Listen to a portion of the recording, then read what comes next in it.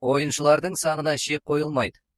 Қатысушылар өзара келісім бойынша әрқайсысы 5-тен немесе 10-нан асық шығарады. Хан асық қызылға боялған. Кезекпен барлық асықты жинап алып, қолқаптан шашып тастап отырады. Кейде хан көп асықтың астына басылып, көрінбей қалуы мүмкін.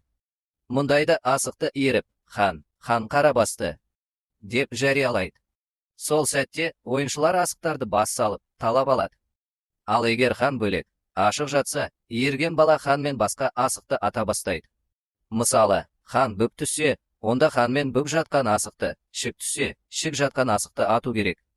Ойын осылайша жалғаса береді. Ойынның шарты бойынша, хан мен асықты атқан кезде басқа асықтарды қозғауға болмайды. Сөйтіп, кезек алған ойыншы ойын шартын бұзғанға дейін немесе хан мен ататын асық таусылғанға дейін атып, отқан асықтарын жинап алады. Ортаға салынған асықтар таусылған соң, ойыншылар қайтадан асықтарын шығарып, ойынды жалғастырады.